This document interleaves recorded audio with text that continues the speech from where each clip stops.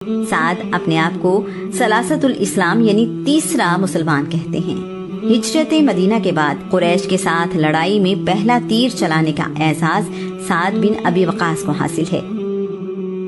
آج کا عنوان، خبردار کیجیے اپنے قریبی رشتہ داروں کو۔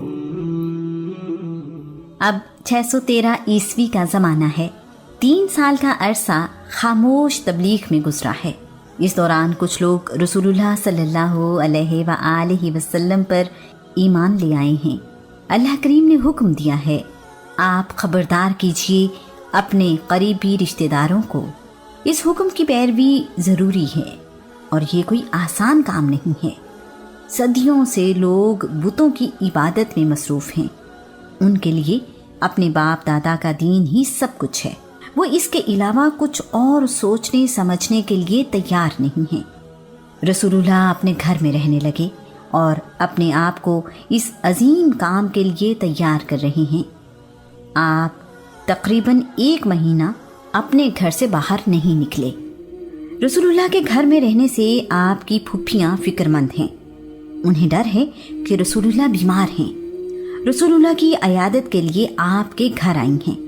رسول اللہ نے جب انہیں اللہ کا حکم بتایا تو انہوں نے آپ کو تجویز دی ہے، تم عبد المطلب کی اولاد کو بلاؤ اور یہ پیغام ان تک پہنچاؤ۔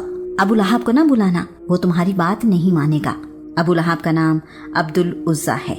حسن و جمال اور چمکتے ہوئے چہرے کی وجہ سے اس کی کنیت ابو لہب ہے، یعنی حسن کا باپ۔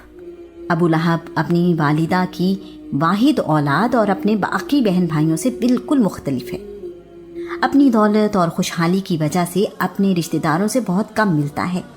نہایت ذہین اور سمجھدار ہے۔ اسی وجہ سے 40 سال کی عمر سے پہلے ہی اسے مکہ کی مجلس کا رکن بنا دیا گیا تھا۔ رسول اللہ نے رشتہ داروں کو اپنے گھر بلایا ہے۔ کھانے پینے کا انتظام علی ابن ابی طالب کے ذمے ہے۔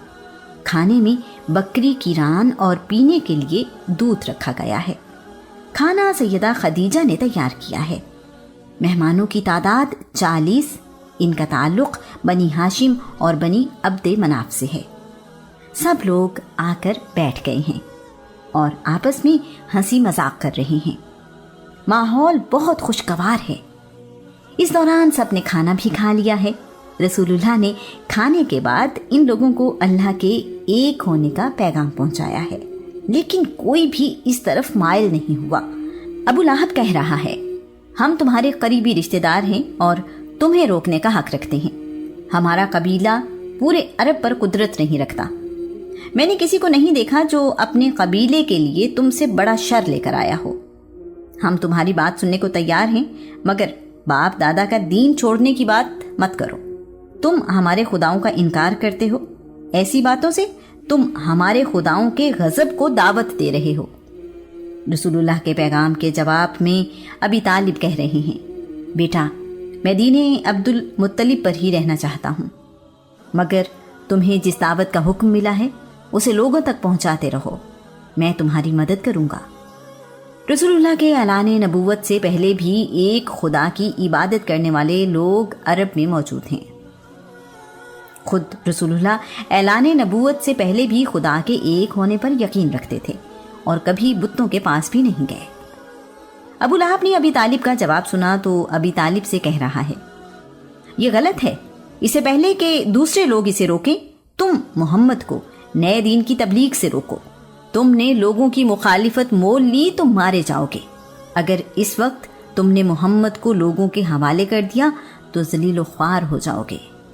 ابی طالب اس کے جواب میں کہہ رہے ہیں، خدا کی قسم جب تک میں زندہ ہوں محمد کی حفاظت کرتا رہوں گا۔ یہاں موجود رسول اللہ کے باقی رشتہ داروں نے بھی اچھے انداز میں بات کی ہے۔ رسول اللہ کی پھپھی صفیہ نے ابو لہب سے کہا ہے، بھائی کیا تمہیں اپنی بھتیجے کی رسوائی اچھی لگے گی؟ خدا کی قسم اہل علم ہمیشہ اس بات کی خبر دیتے آئے ہیں کہ عبد المطلب کی اولاد میں ایک نبی آئے گا، وہ نبی محمد ہی ہے۔ ابو لہب کہنے لگا، یہ عورتوں کی بے بنیاد باتوں میں سے ہے، یہ باتیں بیکار اور تمہاری خواہش سے زیادہ کچھ نہیں ہیں۔ قریش کے سارے قبیلے جب تمہارے خلاف ہوں گے تو تم لوگوں کو میری بات کا اندازہ ہوگا۔ ہماری تعداد عرب کے لوگوں کے مقابلے میں بہت کم ہے۔ ابو لہب یہ کہہ کر غصے سے لال پیلا ہوتا ہوا یہاں سے چلا گیا ہے۔ علی کی عمر اس وقت 13 سال ہے اور انہیں رسول اللہ پر ایمان لائے ہوئے 3 سال گزر چکے ہیں۔ سب لوگوں کی موجودگی میں کہہ رہے ہیں، اللہ کے رسول، اگرچہ یہاں سب سے چھوٹا ہوں لیکن میں آپ کا ساتھ دوں گا۔ یہ سن کر لوگوں نے اس بات کا مذاق اڑایا ہے۔ دین کی دعوت دینے والا دیکھو اور دعوت قبول کرنے والا دیکھو۔ انہیں کیا معلوم کہ آنے والے وقت میں کائنات ان دونوں کی عظمت کے گن گائے گی۔ ان کا پیغام کائنات کے ہر کونے میں پھیل جائے گا۔ سب لوگ اس کے بعد اپنے اپنے گھروں کو چلے گئے۔ اللہ کریم کا حکم آیا ہے، آپ کو حکم دیا جاتا ہے کہ اس دین کی کھلم کھلا تبلیغ کریں اور مشرکوں سے منہ پھیر لیں۔ کچھ دن بعد رسول اللہ نے فیصلہ کیا ہے کہ اب اپنی قوم کے لوگوں کو بھی اللہ کے دین کی دعوت دی جائے۔ عرب کا دستور ہے کہ ان پر کوئی آفت آ جائے تو یا صباحا یا صباحا کہنا شروع کر دیتے ہیں، یعنی لوگوں صبح کی پکار سنو۔ اس آواز کو سن کر لوگ جمع ہو جاتے ہیں۔ رسول اللہ کوہ صفا پر موجود ہیں اور کہہ رہے ہیں، یا صباحا یا صباحا۔ لوگ صفا پہاڑ کے سامنے جمع ہو رہے ہیں۔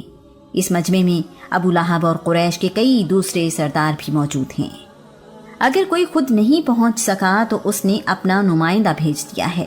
کافی لوگ جمع ہو چکے تو رسول اللہ اپنے ہاتھ سے اشارہ کرتے ہوئے کہہ رہے ہیں، اگر میں تم سے یہ کہوں کہ اس پہاڑ کے پیچھے سے دشمن کی فوج تم پر حملہ کرنے کے لیے آ رہی ہے تو کیا تم میری بات کا یقین کر لو گے؟ لوگوں نے کہا ہے، یقیناً ہم آپ کی بات مان لیں گے، آپ نے تو کبھی جھوٹ بولا ہی نہیں۔ رسول اللہ کہہ رہے ہیں، میں تمہیں اللہ کا پیغام پہنچاتا ہوں کہ بت پرستی چھوڑ دو اور ایک خدا کی عبادت کرو جس نے مجھے رسول بنا کر تم میں بھیجا ہے۔ تم لوگ اپنے آپ کو آگ کے عذاب سے بچا لو۔ یہاں موجود لوگوں نے رسول اللہ کی دعوت ایمان کے جواب میں فوری طور پر کوئی رد عمل ظاہر نہیں کیا ہے سوائے ابو لہب کے۔ ابو لہب نے کہا ہے، تمہارا سارا دن غارت ہو، ٹوٹ جائے تمہارا یہ ہاتھ جس سے اشارہ کر کے تم نے ہمیں ڈرایا ہے۔ کیا اس لیے تم نے ہمیں یہاں اکٹھا کیا ہے؟ کیا ایسی بے معنی باتوں کے لیے تم نے ہمیں یہاں بلا کر ہمارا وقت ضائع کیا ہے؟ رسول اللہ جواب میں خاموش ہیں۔ اس کے بعد لوگ یہاں سے چلے گئے ہیں۔ ابو لہب کا رسول اللہ کو یوں کہنا اور ہاتھ ٹوٹ جانے کی بات کرنا اللہ کو اس قدر برا لگا ہے کہ اللہ کریم نے جواب خود دیا ہے۔ جبرائیل حاضر ہوئے اور اللہ کا پیغام لائے ہیں۔ ابو لہب کے ہاتھ ٹوٹ جائیں گے اور وہ ہلاک ہو جائے گا۔ اس کی دولت اور کمائی جس پر اسے بڑا ناز ہے اسے کوئی فائدہ نہیں دے گی۔ تم دیکھو گے کہ جلد ہی یہ جہنم کی شعلوں والی آگ میں داخل ہوگا جس کے شعلے تباہ کن ہوں گے۔ اس کی بیوی جو اس کے ساتھ رسول اللہ کے خلاف سازشوں میں شریک ہے اور لکڑیاں اٹھا اٹھا کر لاتی ہے وہ بھی جکڑی جائے گی۔ اس کی بیوی کی گردن میں مضبوط رسی ہوگی۔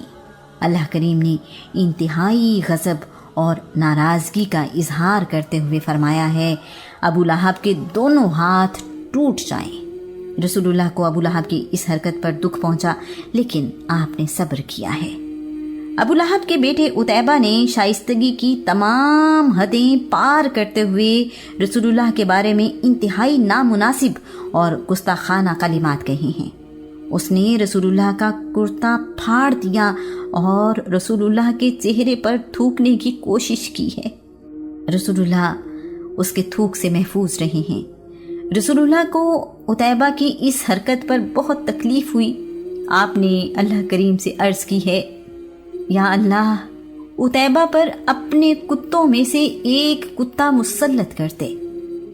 عتیبہ اپنے والد ابو لہب کے ساتھ تجارت کی غرض سے شام جا رہا ہے۔ راستے میں اردن کے علاقے زرقہ کے مقام پر پڑاؤ کیا ہے۔